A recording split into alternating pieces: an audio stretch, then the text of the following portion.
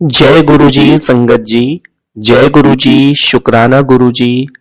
अनंतम अनंतम शुक्राना गुरुजी। लख लख बार शुक्राना गुरुजी। जय गुरुजी संगत जी। संगत जी, इस चैनल में गुरुजी के प्यारे प्यारे ब्लेसिंगफुल सत्संग सुनाए जाते हैं।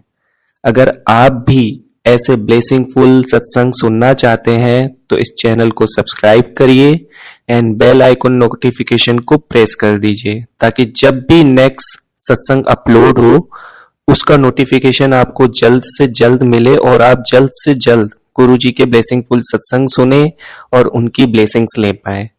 संगत जी, आज का सत्संग वैभव अनेजा जी का है जिसे हम अपने चैनल के माध्यम से शेयर करेंगे। संगत जी, सत्संग को स्टार्ट करने से पहले गुरुजी का मंत्र जाप करेंगे।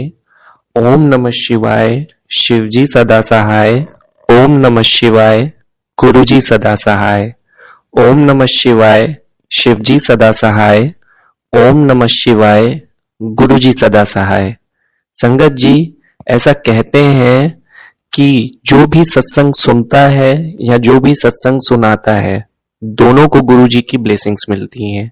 इसलिए सत्संग को बीच में छोड़कर ना जाएं, अंत तक पूरा सुने ताकि आपको भी गुरुजी की ब्लेसिंग्स मिले। और कई बार सत्संग के द्वारा गुरुजी अपने भक्तों को उनके सवालों के जवाब भी देते हैं। तो हो सकता है इस सत्संग से आपको आपके सवालों के जवाब मिल जाएं। तो इसलिए सत्संग को पूरा सुने। चलिए सत्संग को स्टार्ट करते हैं। जय गुरुजी, शुक्राना गुरुजी। एक स्कूटर से श्रद्धा की शुरुआत।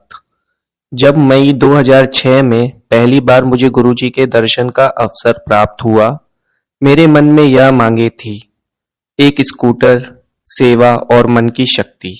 मेरे पिता मुझे स्कूटर दिलाने के लिए मान नहीं रहे थे और उसके बदले में वह चाहते थे कि मैं मोटरसाइकिल लूं। परंतु मोटरसाइकिल के साथ मेरा एक बुरा अनुभव रह चुका था और मेरा मानना था कि मोटरसाइकिल चलाने में जोखिम होता है। परंतु गुरुजी के यहाँ आने के एक हफ्ते बाद मेरे पिता मान गए और मुझे स्कूटर मिल गया। इसके अतिरिक्त कुछ ही दिनों में मुझे छोटे मंदिर में सेवा करने का अवसर भी प्राप्त हुआ। वह एक अच्छा अनुभव था। मेरी तीसरी मांग भी पूरी हुई। मैं अपनी 10वीं कक्षा के परिणामों को लेकर चिंतित था जो जल्द ही आने वाला था। जब परिणाम आया तो बोर्ड की परीक्षा मैंने पास कर ली है, यह देखकर मुझे राहत मिली। इस तरह गुरुजी ने हर चीज का ध्यान रखकर मुझे मन की शांति प्रदान की। हम जो चाहते हैं जैसे जैसे वह हमें मिलता जाता है, हमारी इच्छा सूची बढ़ती जाती है।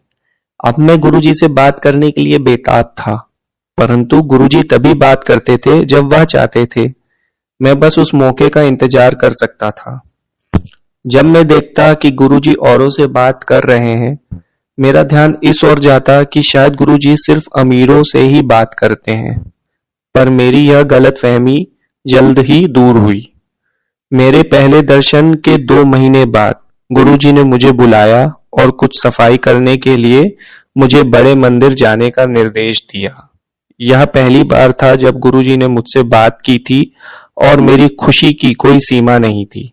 अगला दिन सोमवार था और मैं पहली बार किसी सामान्य दिन बड़े मंदिर गया। मैंने वहां खूब आनंद उठाया। मैं स्कूटर दुर्घटना से बचा।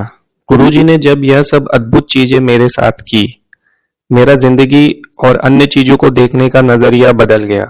परंतु गुरुजी का आशीर्वाद सिर्फ यहीं तक सीमित नहीं था। एक दिन मैं कहीं से वापस आ रहा था, दिल्ली में नारायणा चौराहे पर, जहां यातायात बहुत होता है। मेरा स्कूटर का हैंडल एक व्यक्ति के जैकेट में फंस गया। मेरी स्कूटर बुरी तरह फिसला। ठीक मेरे पीछे एक बहुत बड़ा ट्रक था और एक पल के लिए मुझे लगा कि मैं नहीं बचूंगा, पर किसी तरह वह ट्रक सही समय पर रुका। मैं उठा और मैंने देखा कि मुझे एक खरोच तक नहीं आई थी। घर पहुंचकर मैंने अपने स्कूटर का मुआयना किया और पाया कि स्कूटर को भी कुछ खास नुकसान नहीं पहुंचा था। माँ को उनका दिव्य संरक्षण प्राप्त हुआ। एक शाम गुरुजी छोटे मंदिर में किचन के पास साइड बोर्ड पर बैठे हुए थे। हम अंदर गए। मैंने गुरुजी के आगे माथा टेका और अंदर देखने गया कि क्या कोई सेवा थी। मेरी माँ ने माथा टेका तो गुरुजी ने उन्हें पहली मंजिल पर जाकर बैठने को कहा। माँ को सांस लेने की बहुत तकलीफ रहती थी। उस दिन उनकी तबीयत खराब थी। वो पहली 3 सीढ़ियां ही बहुत मुश्किल से चढ़ पाई। एक संगत ने उन्हें वहीं बैठकर थोड़ा दम भरने को कहा, पर माँ ने जब पीछे मुड़कर गुरुजी की तरफ देखा तो पाया कि वह उन्हें देख रहे थे। उन्होंने सीधा ऊपर जाने का निश्चय किया। जब वह पहली मंजिल पर पहुंची तो वह हाफ रही थी। मेरे पास उनकी दवाइयां थी, पर उस समय मैं वहां नहीं था। उन्हें पानी के गिलास की बहुत सख्त जरूरत थी, पर इस बात पर किसी का ध्यान नहीं गया। थोड़ी देर में चाय प्रसाद दिया गया।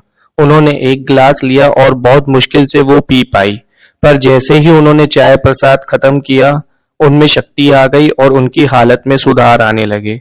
कुछ देर बाद वह लंगर के लिए नीचे आई।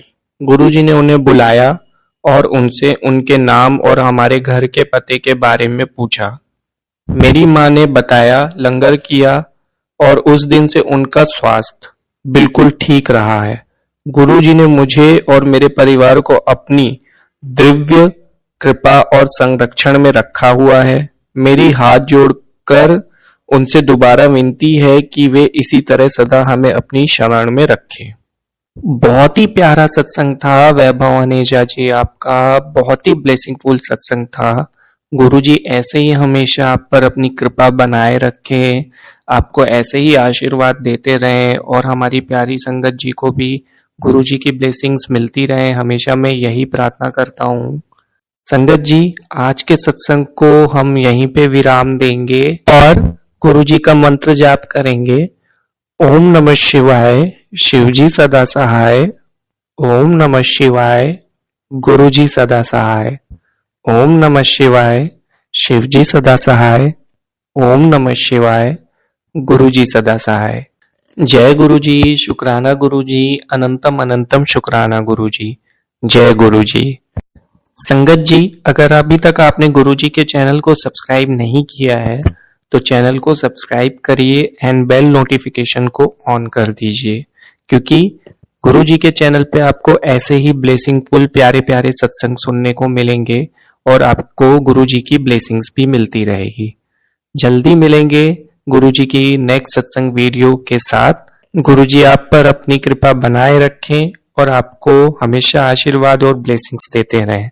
जय गुरुजी।